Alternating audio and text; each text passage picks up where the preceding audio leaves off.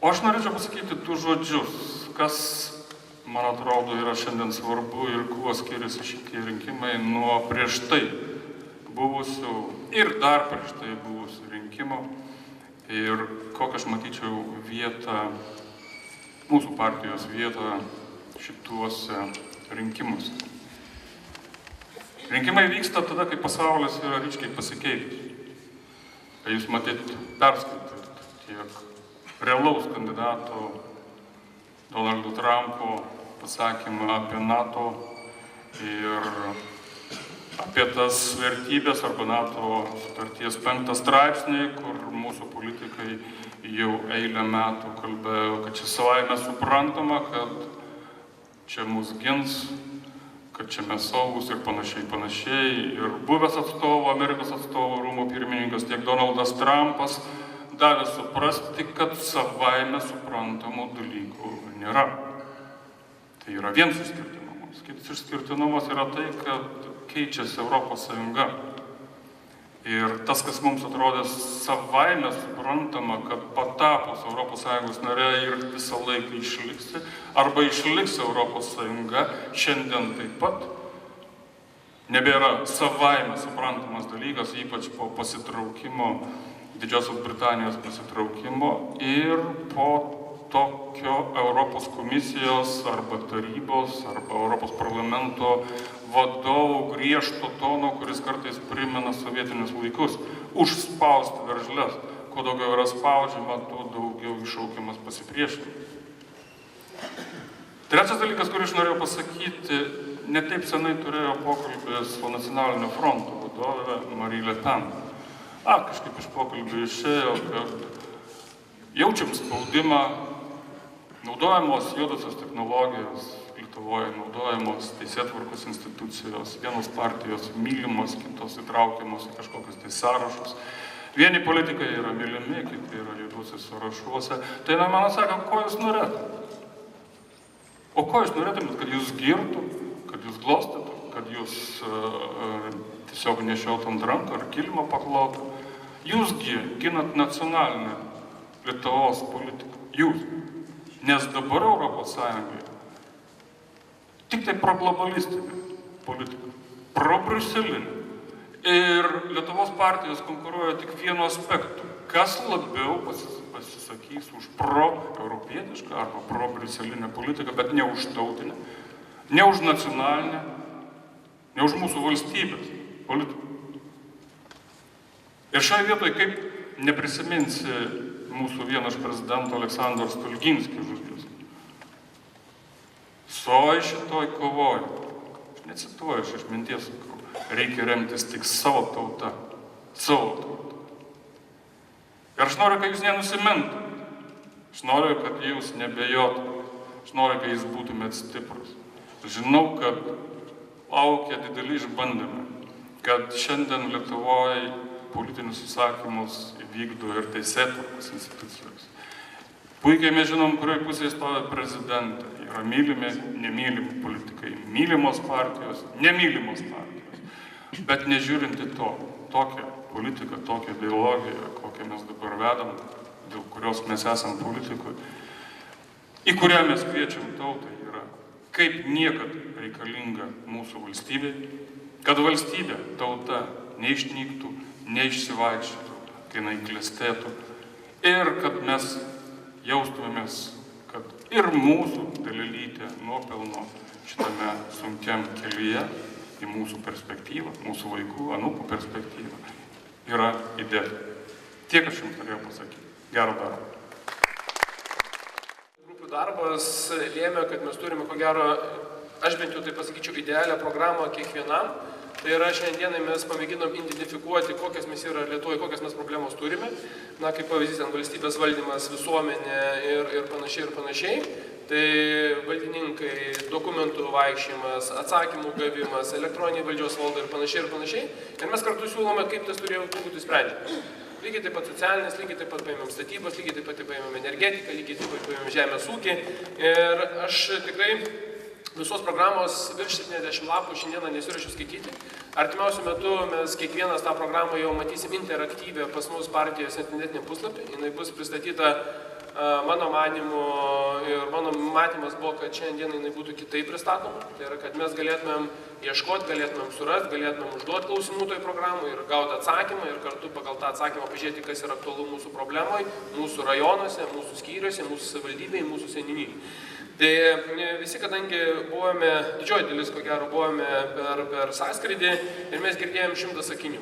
100 sakinių yra būtent paimti tie kertiniai dalykai arba tie kertiniai punktai, esmė, kuri iš tikrųjų, manau, lems kiekvienam mums einant į rinkimus, susitinkant su žmonėmis ir kalbant apie tai, ką mes siūlom. Nes daugelis sako, programa ilga, aš neskaitysiu, aš nežinau, kas tai yra. Bet jeigu jūs perskaitysite įdėmiai 100 sakinių, jos išmoksite, kaip aš sakau, žinosite jos aprašymus, jūs galėsite labai lengvai diskutuoti su pačiu žmogumi. Na, kantai, tai kaip pavyzdys, vienas iš programinių nuostatų, mes sakome, ne Europos šalių platinimo šeimos ir tėvystės pavojingai socialinė lyties bei visuomenės lyties ideologija ir propaganda. Vienos lyties. Mes patys puikiai žinom šiandieną, kokie vyksta pasiūlymai. Mes šiandienai patys matome, kokie vyksta Seime, valdžioje, vyriausybėje, tam tikros pozicijos. Čia yra mūsų klipukas būsimas, kol aš kalbėsiu apie programą, tai praktiškai kandidatai dalyvavo viename ir kitame video įraše ir kol aš kalbu, galite labai lengvai žiūrėti, nes kiekvienas čia esantis žmogus būtent dėjo į programą, dėjo savo mintis. Vėl grįžtu prie programinės nuostatos, būtent dėl vienos lyties ideologijos. Mes pakankamai daug padarėme tiek Seimo frakcija, tiek partija, pasirašydami vieną ar kitą memorandumą. Mes Seimas vieningai balsavome tiek dėl tos pačios konstitucijos pataisos. Seimo frakcija mes irgi vieningai laikomės ir kartu mes vėlgi teikiame tos pačius pasiūlymus. Partija programoje mes pasakome, kad už kiekvieną gimusį vaiką mes mokėsime po 3000 eurų vienkartinę išmoką. Šiandieną tai yra gyvybiškai, yra labai svarbu, kad tas dalykas būtų. Dėl ko? Būdamas jaunas žmogus ir matydamas, kiek mano bendramžių, kiek mano bendraminčių išvažiuoja, yra paprastas dalykas. Koks krepšelis šiandien yra suformuojamas jaunajo šeimai. Praktiškai šiandienai nėra. 90 eurų, 120, 435 eurų. Ką jauna šeima pradedanti gyventi, sukūrusi šeima ir turinti mažą vaiką, gali už tą sumą įsigyti. Aš ko gero manau, kad tai yra juokingas dalykas. Kiekvienam vaikui kas mėnesį po 100 eurų vaiko pinigų vadinam. Šiandienai mes turime šeimų, mamų, kurios būtent augino vienus vaikus, kurie šiandienai nepajėgia tos vaikus išleisti į užklasinę veiklą, pamokinę ir panašiai. Mes pasakėme, kad visi vaikai turi turėti vienodas teisės, visi vaikai turi vienodas galimybės turėti ir būtent įtraukti. Tai tas yra, aš man atrodo, šiandien svarbu. Minimali alga, mes vėlgi diskutuojame, kiek jinai turėtų būti minimali alga. 200, 300, 400, 500 eurų. Mes pasisakome, kad tikrai minimali alga turi būti į rankas gaunama 777 eurų. Ir tai labai paprastai įgyvendinama yra. Tik reikės mums per gyvenimo, per valstybės instituciją atskirti. Tai atskirti ūkininkus, kad ūkininkam nebūtų taikoma nuo minimalios algos gyventojų pajamų mokestis, sveikatos draudimas ir kad minimali alga būtų mokama konkrečiai žmogui į rankas už atliekamą darbą. Mes taip pat pasisakome ir programoje siūlome sprendimo būdus, kad PVM lengvata šilumai būtų taikoma. Dabar mes turime centralizuotai šilumai 9%, bet kažkodėl mes neturime lengvatos individualiems namams, kažkodėl mes neturime atsinaujinančiai energetikai lengvatos taikomas. Ir mes vėlgi pasiūlome, kaip tas turėtų būti, kad ir jūs iš tikrųjų šiandieną tą dalyką žinotumėte. Būtiniausiams maisto produktams. Dabar vėlgi yra pas mus populiaru sakyti, kad, koks tas procentas turi būti. 21, 18, 14, 17 ar 5 ar 9 ir bandom lyginti su Lenkija. Mes taip pasakom, būtiniausiam, tarkim, 9%, bet prabangos prekiam tas PVM turėtų iš tikrųjų didėti. Ne 21, gali būti 24, gali būti 23, gali būti 20. Tai va, tie esminiai kertiniai dalykai mes jau programai pasiūlom, kaip tas turėtų būti sprendžiama. Įdiegsime ir gyvenysime pirmojo būsto įgyjimo programą jaunom šeimoms, suteikiant lengvatinės jo kreditavimo sąlygas. Kas tai yra? Mes per šitą pirmo būsto įkūrimą mes kartu suskatiname labai stipriai ekonomiką. Ir kalbant apie regioninę politiką, kur buvo Kesas atsakingas, mes suskaičiavom, kiek vienas euras investuotas į statybos sektorių grįžta bendrai. Tai grubiai 1 euras 10 eurų gamina. Kas tai yra? Reiškia, jeigu mes jauna šeima šiandienai suteikėm būstą, ar tai Šilaliai, ar tai Kazlų Rūdoj mes suteiksim, ar tai Kretingoje, ar tai Skuode, ir mes pastatysim 2, 3, 4 daugiabučius, kas tai yra? Reiškia, ir vietinis verslas dirbs, ir vietiniai statybininkai dirbs, ir tos jaunos šeimos liks tenais dirbti, nes jau jos gaus turės tam tikrą įsipareigojimą. Reiškia, mes per tai ir sukuriam darbo vietas, reiškia, mes ir palaikom vietinį verslą ir jau atsiranda tam tikras judėjimas. Šiandien mes puikiai matome, kaip Vilnius klesti, kaip Vilnius vystosi. Aš galiu pasakyti, Vilniui prieauglis praeitais metais yra beveik 12%, kai kitos Lietuvos miestuose jisai krenta. Taip, didžioji dalis išvažiuoja į užsienį, bet labai didžioji dalis jaunų žmonių būtent lieka Vilniuje dėl darbo sąlygų ir dėl darbo galimybių. Paskutiniai 3-4 mėnesiai mano yra praleisti su verslo įmonėmis, diskutuojantis, kodėl rajonuose, regionuose jūs nebekuriat įmonių. Pagrindinis dalykas – nebėra darbuotojų, nebėra žmonių. Tai manau, pirmojo būsto programa kaip tik ir leis, kad rajonuose atsirastų jaunų šeimų, kurios norės dirbti, kurios norės kurti. Kitas yra dalykas – programa atgal į tėvynę, vienkartinė 5000 eurų išmoka grįžtantiems iš emigracijos. Sugrįžtantiems suteiksime valstybinės žemės būsto statybai. Tai yra ypatingai šiandienai svarbu tos protus, tos žmonės susitraukti atgal į Lietuvą. Ypatingai po Brexit balsavimo, kada žmonės, mūsų žmonės, aš kalbu mūsų Lietuvos žmonės, yra abejojantis dėl savo ateities, nežinantis, į kurią pusę reikia šiandienai važiuoti, mes turime dėti visas pastangas, kaip tą dalyką padaryti. Ir vėlgi mes programoje per regioninę politiką, per socialinę politiką, per ekonomiką, per krašto apsaugą, mes pasiūlome, kaip tas gali būti, kad tiek politologai, tiek sociologai, tiek ekonomistai, kurie skaitys, vertins šitą programą, jie galėtų sakyti, va, yra sprendimo būdas. Nėra tik tais vien kalbėjimas, kas tai yra šiandien, aš manau, yra svarbu ir aktualu. Tikrai džiaugiuosi, ką padarė aplinkos ministerija, yra šiandien ministras dėja negali dalyvauti, nes turi Telšiuose labai didelį renginį, yra viceministrė Daiva Matoninė, daugiabučių namų renovacija. Mes pamatėme, kokį įtaką iš tikrųjų ekonomikai davė daugiabučių namų renovacija. Ir mūsų tikslas, kadangi gavus valdžią, aš manau, kad sieksime išlaikyti ministerijas, kurias mes turime, kad daugiabučių renovacijų programa pasiektų 4000 daugiabučių, kad atsirastų ta pati kvartalinė daugiabučių renovacija, kur dabar jau jinai ir startuoja, ir mes parodom, kad šiandien dienai tie darbai duoda naudą mums ir mūsų valstybei. Kitas yra svarbus dalykas, įstatymų mes jau siūlome, kad pensijos nebūtų galimos, mažinamos šiaip sau, kada aš susimanau. Mes turėjome 2009-2008 metų naktinę mokesčių reformą, kada konservatoriai vienu rėžiu paėmė visas pensijas sumažino, atėjome į vyriausybę, Konstitucinis teismas priėmė sprendimą ir sako, jūs turit kompensuoti. Tarsi mes tas pensijas kompensuojam, bet mes neturim galimybės iš ko jų netgi padidinti. Ir mes turime dengti jų skolą. Ir tai yra netaip nemažai, bet tai litais buvo apie 1,5 milijardo, jeigu taip skaičiuojant. Tai reikia įdėti įstatymą ir mes jau pateikėm frakciją pasiūlymus ruošime, kaip tai būtų draudžiama šitą dalyką daryti, kad nebūtų galima diskriminuojama. Pensinis amžius vėlgi lygiai taip pat negali būti 65 metai. Mes siūlome grįžti iki 63 metų. Šiandien dienai rinkoje žmonės 60 metų praktiškai negauna darbo. Ir mes siūlome, kaip tą dalyką padaryti. Mes siūlome per tą patį socialinį modelį, mes siūlome per tą patį darbo kodeksą leisti vyresnio amžiaus žmonėms dirbti nepilną darbo dieną. Mes turime sprendimus, kaip juos įtraukti. Mes turime 3 amžiaus universitetus, per kuriuos vėlgi mes juos galime pilnai įtraukti ir šiandienai tos žmonės rinkoje, kad jie dalyvautų. Bet negalime leisti, kad žmogus dirbtų iki praktiškai 65-70 metų. Na, aš žiūriu savo mamą, kuriai bus už keletą savaičių 60 metų. Jinai praktiškai negali dirbti jokio fizinio darbo. Ir žmogui liko iki pensijos 63, 4, 5 metai. Iš ko jinai gyvens? Vaikai rems, tėvai rems, valstybė gal dės tą nulinę pašalpą 102 eurų. Mes negalime tyčiotis iš tų žmonių, kurie kūrė valstybę. Tai yra esminis ir kertinis yra dalykas. Padidinsime slaugytojų darbo užmokestį nuo minimalaus iki šalies vidutinio darbo užmokestį. Yra mūsų turime profesorių Artūrą Razbadauską, kur dirba ligoninėje. Turime keletą kitų gydytojų, kurie dirba.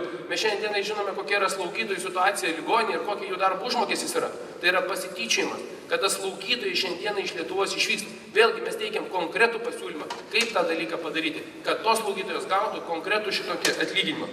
Kultūros darbuotojai. Ko gero per vasarą didžioji dalis jūsų žmonių nuvažiuojate gal į muziejus, gal į kokį tą patį delfinariumą ar kažkur panašiai. Jūs pamėginkit pasišnekėti, kokių jų darbo užmokesčiai yra.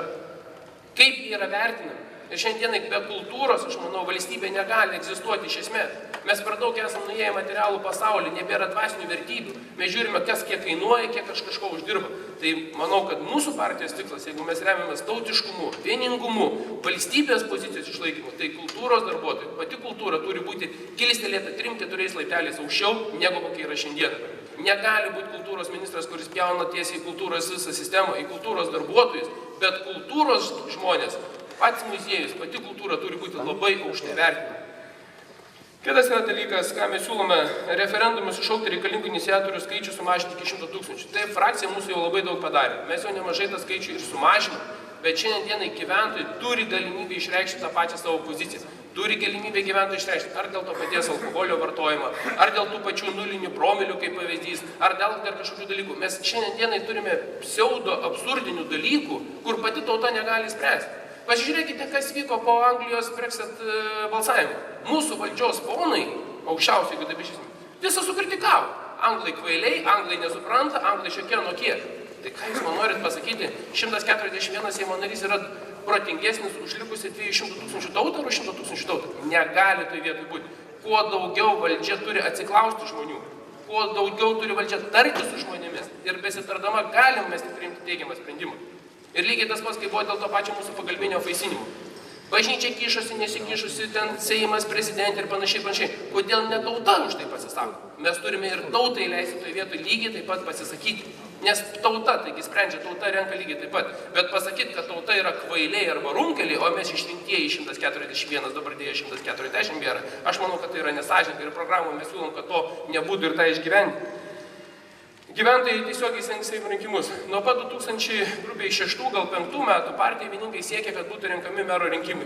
Mes per 2-3 kadencijas padarėme, kad Seime būtų renkami. Aišku, nuopelnus prisiema kiti žmonės. Aišku, prisiema didžiosios partijos, kurie sako, tai yra jų padaryti. Bet pirmas projektas buvo užregistruotas mūsų, kaip tik mūsų frakcijos narių. Bet tada buvo palaikyti kvailiai. Šiais metais mes jau turėjom, praeitais metais, 15 metais mes turėjom tiesioginius merų rinkimus. Ką blogi? Ką mūsų meras Vincas Plikaitis blogai atstovauja, Virgilijus Komskis arba Vytautas Laurinaitis blogai atstovauja. Aš manau, kad jie labai gerai atstovauja. Ir todėl mes vėlgi siūlom, kad seniūnai, mes jau aišku padarėme Seime keletą pakeitimų, kad seniūnijos būtų atskiros finansinės institucijos, su atskirai savo biudžetais, su savo pirkimais, kad jos galėtų, kad jos būtų kaip institucijų, o ne marionetės. Ir mes siūlom, kad ir seniūnai būtų renkami. Negali būti šiandieną iš savo rajone turiu seniūną, kur ačiū Dievui dabar išleidau. 80 metų, jam vis pratęsė ir pratęsė, pratęsė ir pratęsė, pratęsė ir pratęsė, kai jis net tarp žemės ir dangaus nesiorientuoja. Ir šiandien jis yra seniūnas, nors žmonių palaikymo absoliutus nulis. Bet jis yra lojalus valdžiai. To negali būti. Žmogus turi tarti su valstybė, tarti su visuomenė, tarti su savo bendruomenė. Ir negali būti valdžia tarp valdžios. Negali, kaip dabar padarė didžioji dalis, aš manau, kad tai yra klaida ir mes programai tą bandom išgyvendinti. Kada valdžia atstūmė žmonės. Pirma buvo valdytojai, po to merai, administracijos direktoriai, tada seniūnai, tada įkūrėm bendruomenės, tada įsidarėm vieno langelio principą, kad žmogus nebegali ateiti pas merą, pas valstybės tarnauti, tartis. Ir tada sakom, žinai, eik dabar pirmą į bendruomenę. Tada, kada bendruomenė jau pradėjo nebetartis, tada, valdžia sugalvoja, kaip dar nuo bendruomenių ir nuo seniūnų atsistumti. Seniūnaičius mes dar padarėm. Tada eikit viską pas seniūnaičių. Seniūnaitis neturi nei lito, nei kapeikos, nei telefonų, nei nieko, bet viskas krenta ant seniūnaičių. To negali būti. Valdžia ir žmogus turi būti vienas ir tas pats. Ir valdžia turi suprasti, kad žmogus gali nuspręsti, ar jis gali dirbti, ar jis gali atstovauti savo rajoną. Ačiū tikrai kolegomis, džiaugiuosi, kad galų galę startavom jau teismuose visuomenės tarėjai. Teisėjų atrinkime mes jau turime, kad visuomenės atstovai dalyvauja. To mes programoje siekime, kad daugiau bylose atstovautų visuomenės tarėjai. Aš kaip buvęs teismų darbuotojas, yra čia keletą ir kolegų, ir advokatų yra buvusių, mes patys puikiai žinom, kad visuomenės tarėjai ne visose bylose galės dalyvauti. Ne visose jie iš tikrųjų ir turi teisę dalyvauti. Bet yra bylos, kurios turėtų būti, kur visuomenė turėtų žinoti ir neturėtų nuo visuomenės būti jos slepiamos šitos bylos. Tai aš manau, kad jų institutas ir mūsų pasiūlymai, tas iš tikrųjų turėtų būti. Kitas yra dalykas, aš manau ir kolegos, kurie dirbo prie programos, kurie siūlė, Lietuva, pati kaip Lietuva mes ją nuvertiname, pačią kaip valstybę. Ir man yra labai skaudu, kada Seimas, parlamentas arba mokykloje, mes pradedam mokyklą, anglišką dainelę kažko, tai lenkišką dainelę mes pradedam, ar dar kažkokią kitą. Aš manau, kad tiek valstybinės institucijos, tiek mokyklose turi būti pradedama valstybinių himnų. Turime mes gerti tam tikrą savo valstybę. Pasižiūrėkite kitos valstybės, kaip tai daro. Mokyklą įėjai, iš karto yra valstybės himnas sugiedamas, nes pagarba tai parodo į valstybę. Ir to mes iš tikrųjų sieksime, kad tas būtų padaryta. Kitas dalykas, mes aiškiai pasisakome prieš emigrantų kvotų didinimą. Mes aiškiai pasisakome, kad tokios kvotos Lietuvai ne. Mes lygiai taip pat siūlome ir programoje, ir nutarimais, kaip reikia perstyrėti, kaip reikia tarti su ES, kad emigrantų kvotos ar naujos, ar esamos būtų peržengtos. Kad nebūtų nuleidžiama iš viršaus ir kad nebūtų pasakoma, kad čia jums yra privaloma, o ne kitaip. To iš tikrųjų daryti mes negalime. Kitas yra dalykas, įsteigsime valstybės valdomą valstybės ir mišraus kapitalo tautos banką. Į jį bus perkeltos visos valstybės, savivaldybių ir kitų iš šalies mokesčių mokėtojų pinigų išlaikomus institucijų sąskaitų. Tai yra privaloma šiandienai turėti tautos banką. Man buvo labai gaila, kad 2011 metais vyriausybė neišgirdo, kada buvo uždaromas Snoro bankas ir mes turėjom idealią galimybę Snoro banko pagrindu per Lietuvos paštą sukurti Lietuvos vadinamą tautos banką. Tai aš manau, kad amžinatilsį Juliaus Veselkos mintis, jo projektai, kur mes kažkada tai su Juliu mums teko dirbti, teko rašyti nuostatas, bent jau vizualizacijas, kaip tas turėtų būti, jos turi atgimti ir aš sekančią kadenciją, aš manau, tas turi būti įgyvendinama. Kitas dalykas, tikrai džiaugiuosi, kad pirmą kartą per grubiai per 15 metų pavyko įgyvendinti ir jau įgyvendinam, tiksliau vadinamą Zebro programą, žvyrkelių programą. Kitiem metams, sekančiams metams, mūsų programos nuostata yra padidinti žvyrkelių programos finansavimą 20%, kad ne viskas nueitų regioniniams keliams, respublikiniams keliams, kad rajono savivaldybės šiandien dienai galėtų, kad rajono mes ir siūlome, kaip tas turi būti. Mes kartu siūlome, kad rajono savivaldybės nelauktų lapkričio mėnesio, kada baigėsi biudžeto likučiai ir tada jums duokite ir jūs dabar aksaltuokitės kokią vietinę gatvelę. Rajono žmonės, rajono gyventojai jau tą turi žinoti kovo, vasarį mėnesį. Ir jau jie vasarą turi daryti asfaltavimo darbus. Vakar pas mane Šilalė, vakar buvo Šilutė kelių direkcijos atstovas. Mes ką darom? Ginčai, teisminiai ginčai vyksta nuo vasario mėnesio, o jau keliai šiandienai turėjo būti išasfaltuoti vasaros metu. Tai tokių ilgų procedūrų negali būti. Negalime mes leisti ir to iš tikrųjų mūsų tikslas yra siekti, kad kuo greičiau tas būtų įgyvendinta. Kitas problemas, jokių naujų mokesčių automobilių ir nekilnojamų turtui. Aš manau, kad Lietuva nėra dar pribrendusi, nei ekonomiškai, nei finansiškai, nei socialiai šitą dalyką įvesti.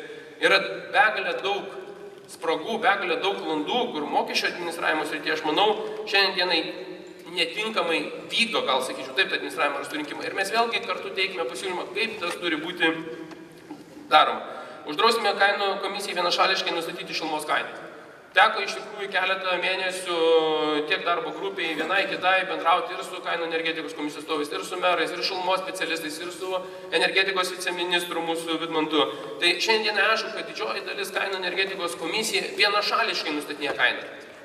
Vienašališkai, ką savivaldybė šilumos tinklai kokie pateikia, tokiai praktiškai tirti. Jie net nežiūri dedamųjų dalių. Kai tuo momentu, jeigu pasižiūrėsite, kiek vadovai leidžia savo atlyginimų didinimui, kitiem priedam ir panašiai, todėl kiekvienas vartotojas sumoka daugiau. O Juozas neleis sumeluoti, 2007, 2008, 2009 metais mes kovojom su Vilniaus šilumos tinklais Dalgiai. 140 milijonų iš vis Vilniaus gyventojų buvo sumokėta virš šilumų. Vien todėl, kad kažkurie 3-4 berniukai leido savo pasitvirtinti tokią kainą metodiką, negu tokią, kokią matė savivaldybė, negu tokią, kokią matė šeimininkai. To iš tikrųjų mes neleisime. Smulkiam verslui, kurio metinės pajamos neviršys PVM mokėjimo ribos, tai litais dar būtų 155 tūkstančiai, bus tik vienas fiksuotas mokestis. Šiandien dienai mes siūlome, kad tik įkūrė įmonę, kad nebūtų iškart puolama mokesčių inspekcija, kad nebūtų išrašai sąskaitą faktūrą, jau iškart pas tavęs liepia sumokėti PVM. Mes šiandien turime absurdinių situacijų, kada įmonės bankrutuoja, o kita įmonė, kuri sąžininkai vykdė veiklą, su PVM sumokėjo. Ir vien per ją jinai irgi priversta bankrutuoti. Mes to neleidžiame. Įplaukiai pinigai, nuo tada ir padėti mokėti mokesčius. Negalima, kad valstybė ant smulkių įmonių, ant smulkių verslininkų būtų sukrauta didžioji našta. Su visom kaimininėms valstybėms sieksime gerų ir pragmatiškų ryšių. Tikrai yra man keista, kada mes turime gretimas 3-4 valstybės, bet su jom mes nebendraujam, o bendraujam su tom valstybėm, kurios yra už 5, 8 ar už 20 tūkstančių kilometrų, jeigu tai grubiai pasakysiu. Yra keista, tai kaimininio principo mes nebeturime. Tikrai neatvažiuos mūsų ginti, tikrai neatvažiuos mums padėti ar vystyti ekonominių santykių tos valstybės, kurios yra už Atlanto. Aš manau, kad kaimyniniai ryšiai, verslo ryšiai, tai yra būtent su ta valstybė, su kuria tu besiriboji. Ir šiandienai mes turime tos santykius išlaikyti kuo geriausiai. Žemės mokestis. Mes matome, kas vyksta su pačiu žemės mokesčiu. Siūlo, Vytauto Kamblevičiaus grupė, kuri dirbo, siūlo žemės mokesčius taikyti pagal žemės našumo balą. Negali būti žemė, kur yra nenaši ir žemė yra naši, kad jinai būtų taikoma. Jeigu žemės našumo balas yra 24, 18 net yra balų ir kartu yra 80 balų našumas, mokestis yra taikomas vienodas ir toks pat. Jis negali būti. Arba galų gale agronominės ir ekonominės institutas, ką mes ir siūlome, perskaičiuotų ir atliktų naują detalę visos Lietuvos žemės tyrimų ir analizę ir pasakytų, kiek kokių balų kas yra, kad žmogus šiandienai žinotų. Iki 2020 metų sujungsime Lietuvos ir Lenkijos dujotiekio tinklus. Vėlgi, tai yra šiandien, aš manau, labai svarbu, tiek Vidmantas, ko gero, sutiks su šitais dalykais, tiek energetinė prasme, tiek ekonominė prasme, tiek tranzitinė prasme. Mums šiandien irgi reikalinga, aš kalbu ir apie visus tinklus, ne tik dujas, bet ir elektros tinklus, kad tai yra labai svarbus dalykas. gyvenviečių ir miestelio turinčių iki 500 gyventojų mokyklos mokyklinio krepšelio finansavimas taikysime 2 kartus didesnį koeficientą. Mes patys puikiai matom ir kas vyksta su mažosiomis kaimo mokyklomis. Jos yra praktiškai uždaromos arba užnaikinamos ir kad ir mano tam pačiam rajone 90 vaikų pasakė, yra geriau vežti 20 km į gretimą mokyklą, negu kad išlaikyti mokyklą su 90 mokinių. Vien todėl, kad yra per mažas krepšelis šiandienai. Tai pasiūlė tiek Kęstutis, pasiūlė kiti ir Natalija Istomina, nematau šiandien ar yra, kuri pasiūlė konkrečiai, kaip tas gali būti padaroma. Lygiai tas pat ir mokytojų atlyginimas yra pasiūloma, kaip jis turėtų būti keliamas, kaip jis turėtų būti didinamas. Valstybės parama tik nuosavybės teisė nedaugiau kaip 500 hektarų žemės ūkio paskirties žemės turintiems arba ją nuomojamas asmenims. Šiandieną tikrai yra tokia, sakyčiau, labai kebli situacija. Žmonės, ūkininkai, kurie valdo 3-4 tūkstančius, kad ir ponas Karbauskis, 35 tūkstančiai hektarų žemės. Įdomu, kaip jis sugebėjo tiek žemės ploto užimti ir gauti šitokias išmokas. Šiandien dieną jo žemės ūkio bendrovės gauna tiek europinės paramos, kiek visas Prienų rajonas. Jūs galite įsivaizduoti, vienas žmogus Lietuvos gauna tiek, kiek viso Prienų beveik rajono ūkininkų. Jo žemės ūkio bendrovės. Tai kokiom sąlygom gali konkuruoti žmogus, kuris turi 20 hektarų, 30 hektarų ar 100 hektarų su to žmogumi, kuris turi 35 tūkstančių hektarų žemės. Neįmanoma šiandienai sukonkuruoti, nes yra jie oligarchinis valdymas ir šiandienai tie sprendžia, kokia žemės produkcijos kainos supirkimo turi būti. Jie nusprendžia. Ne valstybė, ne vyriausybė ir ne Seimas. Būtent jie susėda su perdirbėjais ir susitarė. Ar už pieną mokės 8, ar 10 centų. Ir kiek tu benori Seimas galim keisti įstatymų, ką benori gali daryti, bet būtent šitie vaikinukai ir nusprendžia, kas ir kaip turėtų būti. Panaikinsime įvairių pažymų iš šalies piliečių reikalavimai, pareigojant įvairias institucijų sisteminius naujus duomenis gauti iš valstybės registrų centrų. Čia yra labai geras pasiūlymas būtent regioninė politika šitos darbo grupės. Mes šiandien turime absurdinę situaciją, kada norint įvykdinti kokį pirkimo pardavimo sandorį, mes turime iš 5-6 institucijų surinkti prašymus. Tai ar žmogus tarnauja valdžiai, ar valdžia tarnauja žmogui? Kas yra pirmiau? Arklys prieš vežimą, ar vežimas prieš arklį pastatomas? Ir žmogus šiandienai pusę metų arba 3-4 mėnesius turi sulaksyti, kad nusipirkti žemės klipuką, kurio dydis vos 50 arų yra. Bet jis pusę metų laksto, deda į laikraščius skelbimus, ieško kaimynų, eina pas notarus, susirenka dokumentus, tada nueina pas poną oligarchą valdininką ir jam padeda dokumentus, būk geras, man leisk įforminti sklypą. Ir sako, oi ne, dar tau trūksta 17 pažymos, nueik iš veterinarijos prasineš, kad tu neturėjai tavo ūkis pažeidimų. Negali. Viena sistema, viena bazė ir vieni dokumentai turi būti vienoje sistemoje sukaupiami. Aš manau, kad į šitą sistemą mes ir turime važiuoti. Privalomą sveikatos draudimo politiką formuosime taip, kad 3% lėšų iš šiuo metu mokama 6% nuo darbo užmokesčio. Lietuvos piliečiai galėtų kaupti savo asmeninėse sąskaitose ir šios pinigus gydymai reikmėms galėtų panaudoti pagal savo poreikius.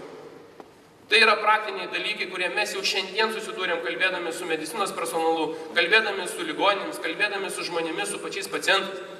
Šiandien dienai kažkodėl ligonių kasos siunčia būtent į tą gydymo įstaigą, būtent pas tą daktarą arba į tą reabilitaciją. Nors šalia stovi 3 kartus geresnė reabilitacija negu kad šita. Kodėl? Todėl, kad vyksta negražūs susitarimai. To neturi būti. Žmogus pats tu turi spręsti, pas ką nueiti, pas kokią paslaugą tinka tau ar netinka ta paslauga. Tai tie sprendimo būdai, aš manau, turėtų būti. Įgyvendinsime valstybės žuvų visos programas, skatinimės žuvininkystę Lietuvoje. Tai yra mūsų vakarų Lietuvos, ko gero yra mintis ir pasiūlymas. Ir aš pasakysiu paprastą dalyką. Lietuva per metus mes visi kartu gyventojai suvartojame 54 tūkstančius tonų žuvies. Kai patys susiauginame tik 6 tūkstančius tonų. Visą kitą mes absoliučiai įsivežam iš užsienio. Tai va šiandien dienai tas ir turėtų būti, aš manau, bent jau turėtų darant. Skirsime ne mažiau kaip 80 milijonų melioracijos renginių remontui ir atnaujinimui. Įtrauksime žemdirbių vietos savivaldos atstovus melioracijos darbų planavimą bei jų priėmimo pardavimo procedūrą. Tai yra gyvybiškai svarbu. Prisiminkime 2014 metais, kada buvo balsuojama už biudžetą ir pirmą kartą istorijoje buvo papildomai melioracijos skirta 80 milijonų. Biudžete mes skyrėm, bet realiai tų pinigų nepanaudota, neįduota. Kažkur tai kitur jie nuėjo. Šiandien dieną, jeigu mes melioracijos laukų šiandien įdirbsim, ūkininkai, kas yra šičia, puikiai mes suprantam, kokią mes situaciją dėja turėsime. Įvesime iki 5% apyvartos dydžio ir solidarumo mokestį daugiau kaip 100 milijonų eurų per metus apyvartą turintiems mažinės prekybos centrams ir komerciniams bankams. Kai kas priėmė tą labai skeptiškai. Bet Europoje jau yra 2 valstybės, kurios šiandienai taiko tą modelį. Ir šiandieną jau nešasi naudą.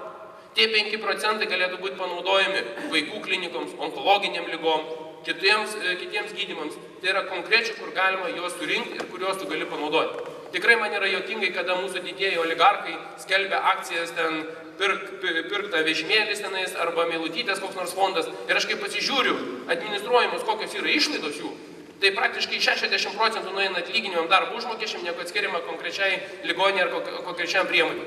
Negali tai vietoj būti. Surenkam pinigus, darom. Šiandienai reikia, šiandienai mes turime rūpintis tais jaunais vaikais, tom jaunomis šeimomis, kuriems gyvybiškai reikalingi šitie pinigai.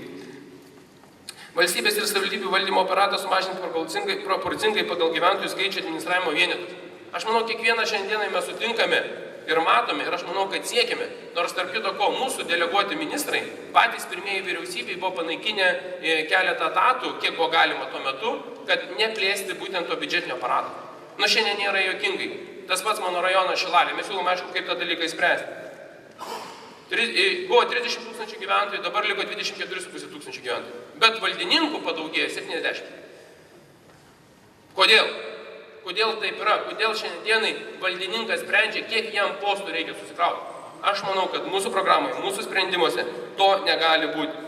Pagal kainų augimo indeksą bus indeksuojamos pensijos ir atlyginimai. Nebuvo to darbo.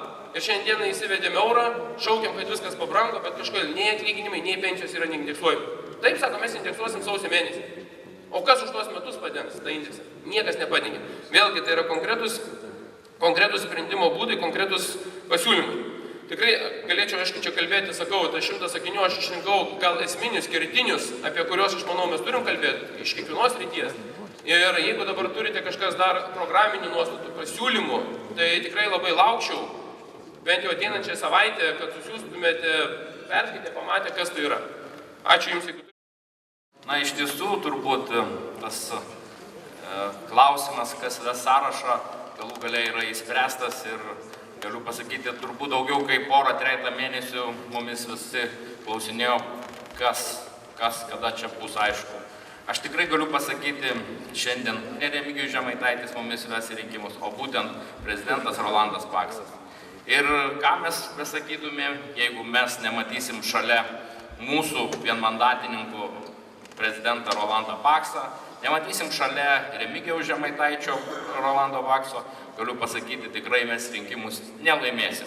Taip, mes šiandien turim iš tiesų gerą pirmą numerį, iš tiesų galiu pasakyti, dėl to, kad tai yra jaunas žmogus.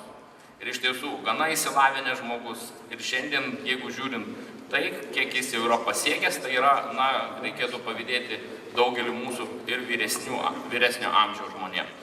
Bet mes pastebėkim kitą dalyką. Į sąrašą įtraukim šį kartą labai daug jaunimo ir nemažai iš vis pakvietėm žmonių, kurie yra nepartiečiai. Tai aš tikrai galiu pasakyti, tai būtent mes manom, kad mums tie žmonės tikrai padės dar daugiau negu kai kurie partiečiai. Yra svarbu, kad mes turim 70 mandatininkų ir specialiai nestatėm prieš koalicijos partnerius, socialdemokratų lyderiai Algirdą Butkevičių nestatėm kandidato. Tai yra partija, kuri uždengia visas apygardas. Kažkaip man norėtųsi prisiminti, kad visai nesenai buvo Europos futbolo čempionatas.